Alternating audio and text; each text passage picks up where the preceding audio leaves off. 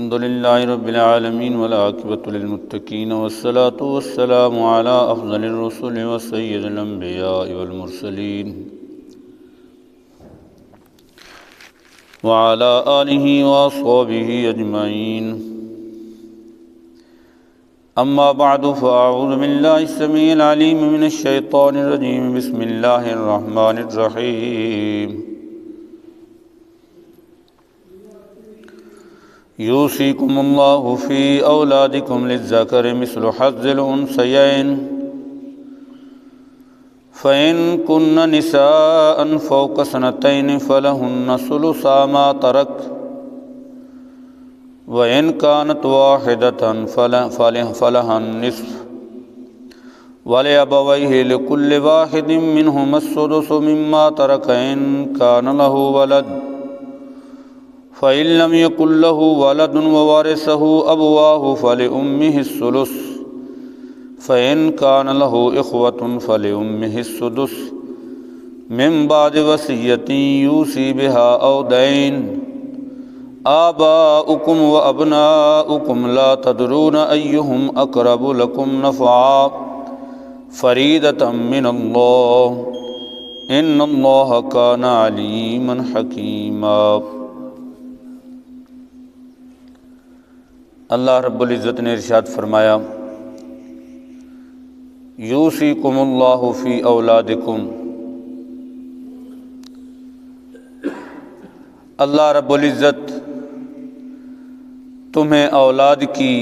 میراث کے بارے میں حکم دیتا ہے۔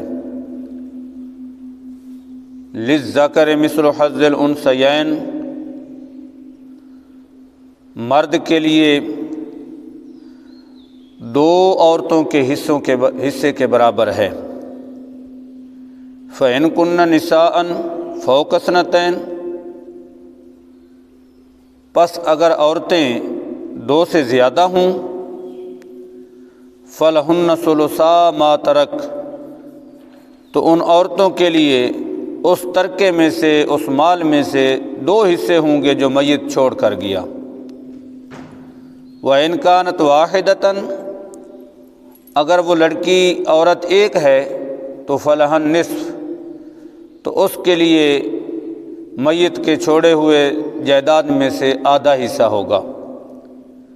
وَلِأَبَوَيْهِ لِكُلِّ وَاحِدٍ مِّنْهُمَا السُّدُسُ مِمَّا تَرَكَ إِنْ كَانَ لَهُ وَلَدٌ، اور اس میت کے والدین کے لیے تو فرمایا ان دونوں میں سے، یعنی والدین میں سے چاہے ماں ہو یا باپ، ان میں سے ہر ایک کے لیے چھٹا حصہ ہوگا اس مال میں سے، اس ترکے میں سے جو میت چھوڑ کر گیا۔ ان کان لہ ولد، اگر اس میت کی اولاد ہو۔ فإن لم یکن لہ ولد، پھر اگر اس کی اولاد نہ ہو میت کی، ووارثہ ابواہ، اور اس کے وارث صرف اس کے والدین ہوں، فلأمہ الثلث، تو اس مرنے والے کی ماں کے لیے تیسرا حصہ ہوگا۔ فإن کان لہ اخوۃ، پس اگر اس کے بہن بھائی ہوں، یعنی میت مرنے والے کے بہن بھائی ہوں، تو فرمایا فلأمہ السدس، تو اس کی ماں کے لیے چھٹا حصہ ہوگا۔ من بعد وصیۃ یوصی بہا او دین، اس وصیت کے بعد جو میت نے کی تھی یا قرض کی ادائیگی کے بعد۔ آباؤکم و ابناؤکم لا تدرون ایہم اقرب لکم نفعا، تمہارے آبا اور تمہارے بیٹے، تمہارے باپ اور تمہارے بیٹے نہیں جانتے کہ ان میں سے کون تمہارے لیے زیادہ قریب ہے نفع کے لحاظ سے۔ فریدۃ من اللہ، یہ اللہ تعالیٰ کی طرف سے مقرر کردہ حصے ہیں۔ ان اللہ کان علیما حکیما، بے شک اللہ تعالیٰ جاننے والا، حکمت والا، دانا ہے۔ سورہ نساء کا یہ دوسرا رکوع ہے جس کی ابتدائی آیت میں نے آپ احباب کے سامنے تلاوت کرنے کا شرف حاصل کیا۔ اس پورے رکوع میں وراثت اور وارثوں اور ان کے حصوں کے احکام کو بیان فرمایا گیا۔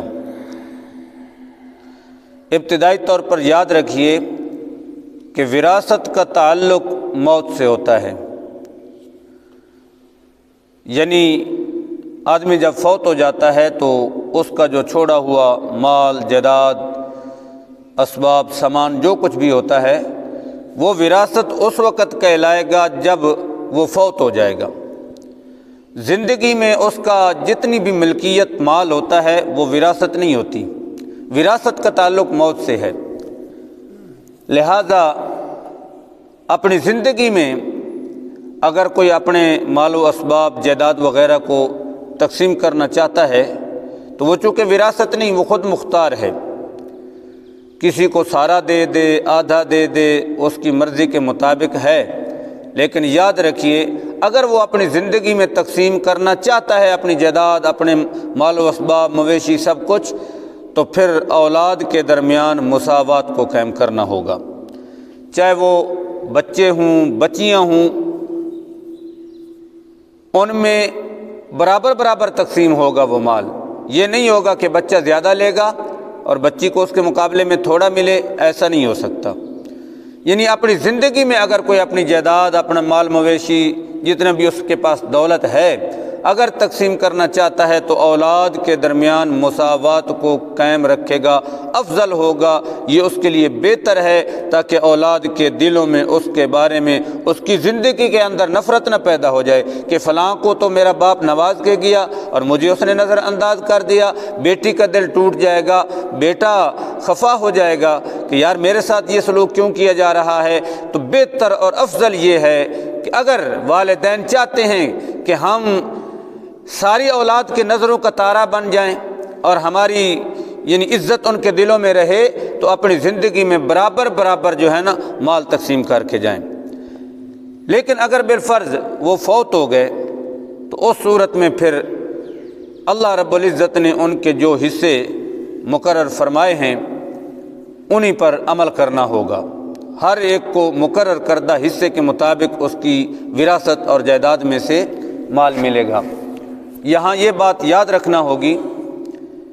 کہ مرنے والے شخص کا جو بھی مال ہے ترکہ ہے جس کو وراثت سے تعبیر کیا جا رہا ہے، سب سے پہلے شریعت اسلامیہ کا حکم یہ ہے کہ اس کے متروکہ مال میں سے اس کی تجہیز و تکفین پر خرچہ کیا جائے۔ تجہیز و تکفین مطلب یہ ہے کہ اس کے کفن دفن پر جتنا خرچہ آتا ہے اس کے بچے ہوئے مال میں سے جو چھوڑ کے جا رہا ہے، جسے ترکہ کہا جا رہا ہے، جسے وراثت کا نام دیا جا رہا ہے، سب سے پہلے اس مال میں سے اس کی تجہیز اور تکفین پر جو خرچ ہے وہ کیا جائے، یعنی کفن دفن کا خرچہ نکالا جائے۔